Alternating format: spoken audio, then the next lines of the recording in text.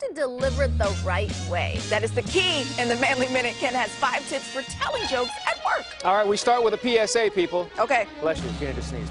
We start with a PSA, people, all right? Okay. The only individuals that cannot tell jokes at work would be bosses. Oh. Too much pressure for people to laugh. Oh. I had a boss at my last job would always come in and tell a joke, and everyone give it the courtesy laugh. I'd be the only guy going, come on, man. Taking advantage. All right. But everyone else, this is for you. 5 tips for telling jokes at work. Here we go. Number 1 thing you want to think about, don't try to copy the comedian. Because there are comedians out there, a guy named Jim Jeffries, really, really smart. Chris Rock, Louis C.K., they're smart, funny people.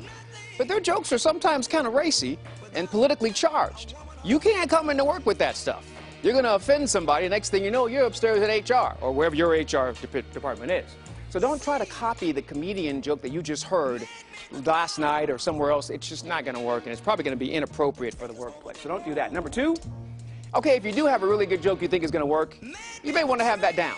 Practice that joke in advance. Don't come in and stumbling and fumbling all over the punchline, or you get the punchline and first and the setup is last. You're all messed up and you're waiting for us to laugh. Just practice it a little bit. At least know this joke or limerick or whatever it is you're going to be doing. Know it by heart so you can just roll it right off and everyone's like, oh my goodness, that guy's so funny and so confident. Number 3, timing is everything. Okay?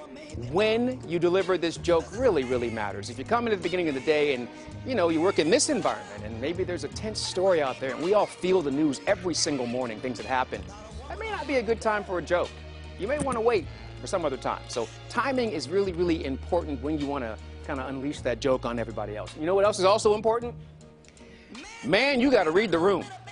If you walk in and this is happening and you've got a joke that may not play to this particular audience, you may want to keep it stepping. Right. Keep moving, player, and wait for another opportunity where it's going to be better for you. Don't try to force that joke into a room that is not ready for any of your frivolity. Just keep that moving.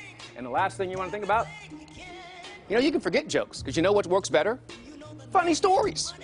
Funny stories are much better than you telling jokes at work, because a funny story is personal.